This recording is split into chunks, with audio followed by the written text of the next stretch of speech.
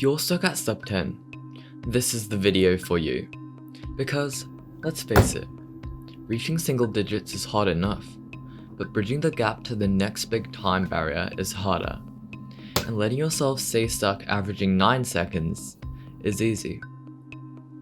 Only 22.4% of sub 10 cubers ever officially break the sub 8 average barrier. In this video, I'll be giving you 8 tips I feel would help you on your journey to improvement.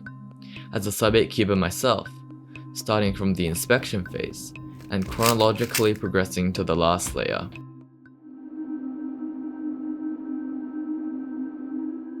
Now, let's talk inspection. At the sub 10 level, you might have been able to get away with only predicting your cross during the inspection. However, at the sub 8 level, predicting your first pair is absolutely necessary, and you should aim to also force a free pair or form an X cross over 50% of the time. Take a look at this scramble. The white cross pieces are here, here, here, and here. Based on the misoriented and awkward positioning of these 3 cross pieces, we can evaluate that this is quite an average scramble. However, you might observe that we can form a free pair in just one move, like this. Therefore, we have to find a way to perform this move while building our cross simultaneously. For example, we could do it like this. First, connecting the orange cross piece to its corresponding center, like this, then doing an F move to insert it, which perfectly formed this free pair. Then, instead of simply inserting the rest of the cross pieces, just like this, we could go a step further. Because this pair will be in an upright orientation once we do this move, that will make it a poor first pair. Instead, we could do a U2. Now, after these moves, it remains in the top layer, perfectly set up for insertion.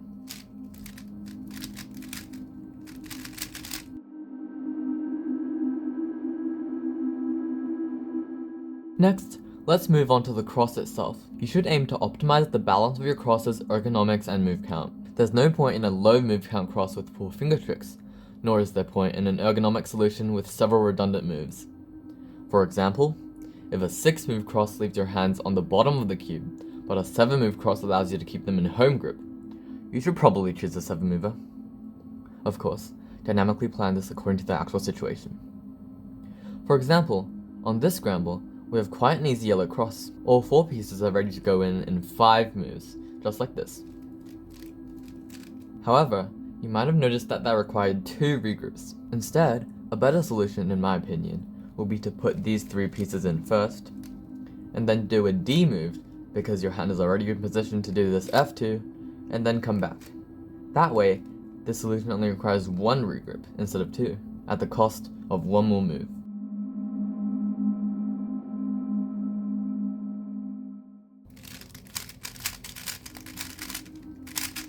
Now, how we choose our F2L pairs is very important. When we're solving F2L, we should be prioritizing 3 factors: the placement of the case, the move count of the case, and the effect it has on your next pair.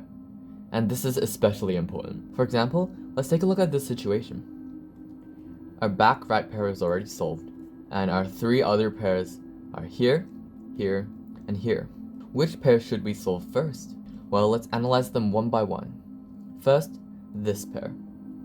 The red-blue pair is already in a slot, but it's in the wrong slot. Now, a general rule of thumb is that you should never solve these types of pairs on their own. This is because it wastes time to get the pair out and then solve it.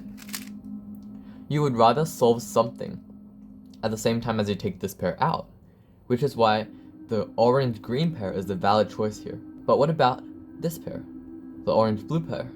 Well, if we solve it, then we still need to rotate for this pair, so, and if we solve this pair first, well, that means that we'll get this pair ready to go in right away. So overall, in this situation, I believe that this pair is the right way to go, especially since this pair and this pair both require the same number of moves. Not to mention that you'll have to solve the blue-orange pair on the left and it will end you up with diag pairs. As an added bonus, you also get to have this pair in the back right.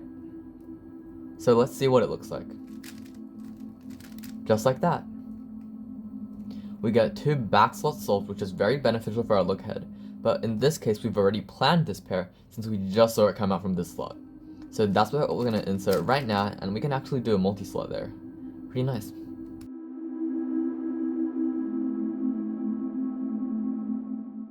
My next tip for F12 is that you should probably turn at 80% of your maximum speed during this phase. This is because when you're turning at a very high TPS, it will cause jerky movements, frequent pauses, and severe lockups. That's why the sweet spot is to throttle your turning down to roughly 80% of your maximum speed. Take a look at these two solves. In one of them, I turn at around 80% of my maximum speed, and in the other one, I just go all in. See what the difference is.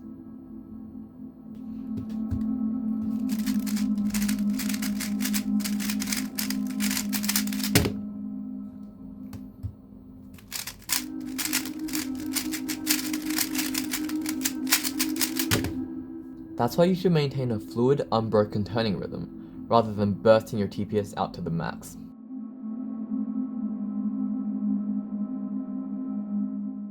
Next, I have a couple of suggestions on how to use sledgehammers to influence your last slot, last layer. One example is this case. At the sub-8 level, you should be able to recognize that this case paired with this EO will need you to do a sledgehammer to do an EO. This should be almost like an instant recognition.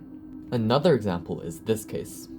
Here, we have a pretty regular case, takes 7 moves, but if we do it, we get a pretty bad line OLL.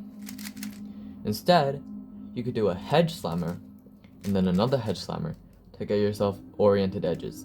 Overall, the sledgehammer is incredibly versatile, and you should definitely implement it in your own solves to get yourself more frequent EOs. As you practice over time, your ability to implement this will get better and better. It's just a matter of learning.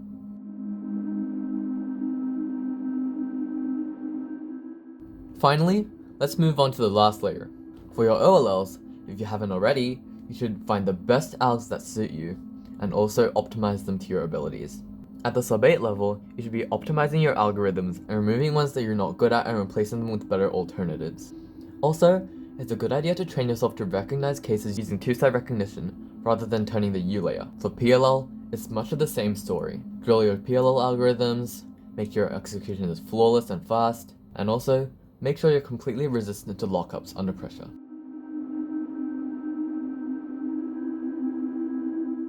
My next tip might be a little controversial, but I believe that you should expand your horizon and introduce yourself to the U or T sets of ZBLL. You might not want to implement them right away after you learn them, but give it a few months of training and pattern recognition, and you might be ready to try and use ZBLL in some of your solves only when you already get across on top. Of course, don't learn all of the cases at once. Just start with the very tiny subsets inside the U case or inside the T case. Then when you master those, keep moving on. Be patient.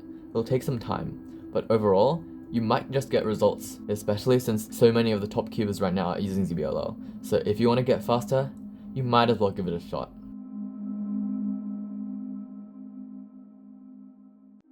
Finally, my 8th tip is probably the most important tip in this entire video: quantity over volume.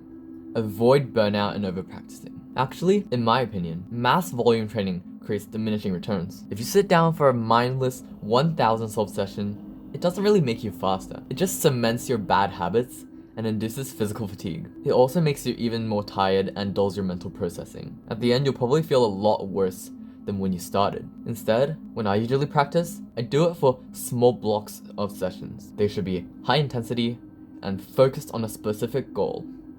For example, 40 minutes of lookout training, or 30 minutes of ZBLL. You should definitely use rest as a tool, and to step away once every session to give your brain the rest it needs to build the muscle memory, and also to stop practicing before your performance starts to degrade. Overall, I think that the tips I gave in my video aren't necessarily a comprehensive guide to your improvement and will guarantee your sub-8 level. However, if you take what you like from my tips and implement them in your own solving, it might just help you on your way to improvement. Thank you so much for watching. Of course, this is my first video, so if you thought that this helped you in any way, feel free to leave a like. Or comment any other tips or suggestions you have.